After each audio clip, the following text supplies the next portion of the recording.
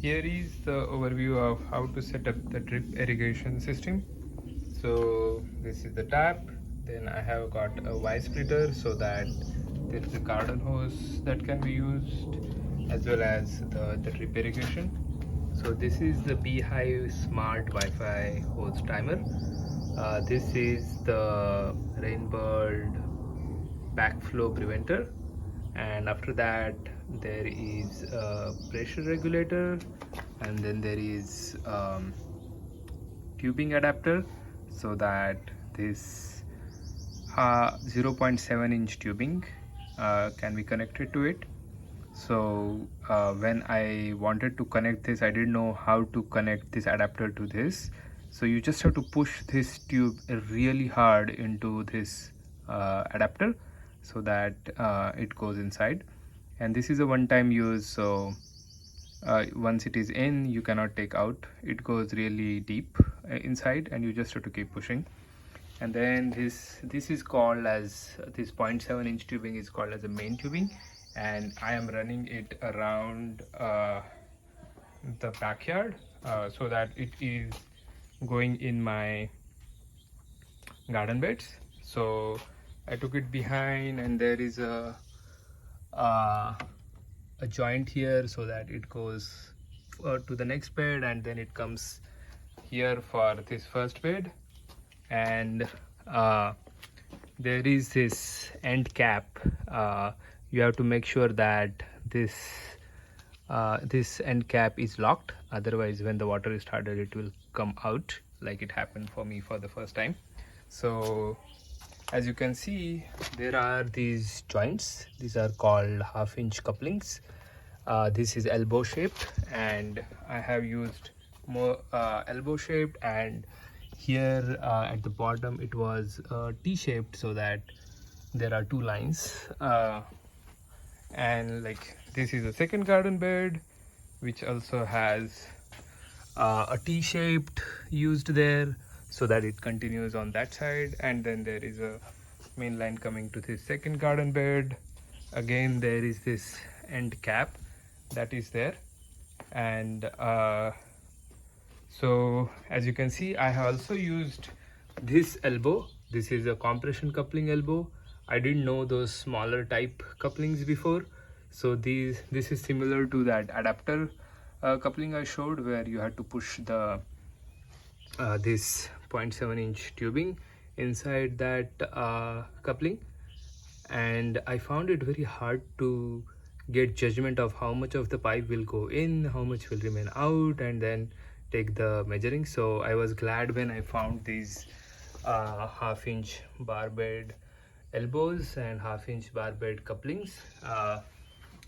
So I had like mistakenly cut short the pipe, so I used this normal bar bed coupling, and then I switched to these elbows as I showed, instead of those compression coupling. That made like measuring and then cutting as per the measured size really easy. So you have to measure how many, you have to count how many elbow shaped joints you will need, and then accordingly I just got this pack which has 20 of those, so that just was easy. Don't have to worry about, and these are cheap. Unlike the compression coupling, this one piece is for around $3, whereas these 20 are for just $10. So it's just no-brainer to just go with these.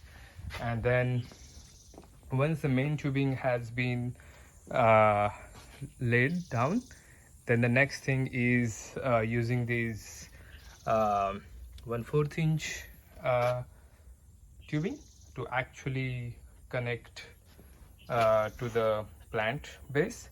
So here is this 1/4 inch tubing that is used for that.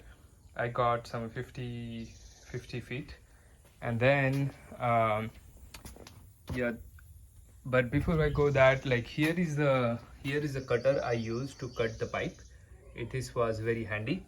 I also have this cutter plus hole puncher in together, but I found this to be much easy to use. you can look from here where exactly the cut is being made, and was much easier to cut than the normal scissor. So I would highly recommend getting the tubing cutter.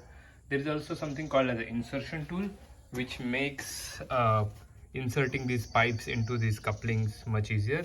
I didn't know that such a thing exists, but later I found it, so I would highly recommend buying that as well.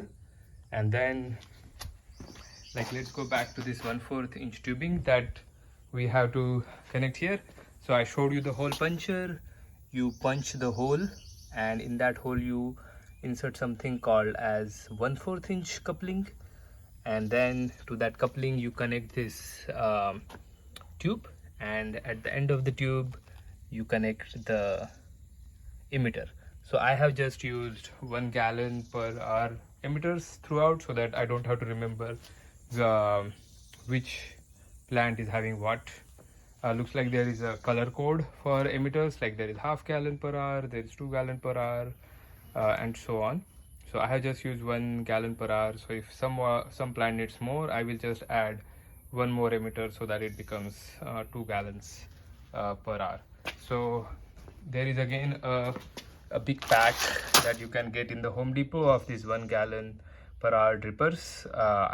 It's also $20 for 75 of these. And there is this emitter, sorry, the barbed coupling for 1/4 inch tubing. There is also a pack of like 30. I think there is a pack of some 70 as well. It was not available when I went to Home Depot, so I got these. And I have this Beehive smart timer that I have set up in the app. Currently I'm not using the smart watering. I do not know how that feature will work, so I just want to monitor how to do this, how this watering will work manually. But I am interested in learning how to do that. So yeah, that's the overview of how to do the drip irrigation. Thank you.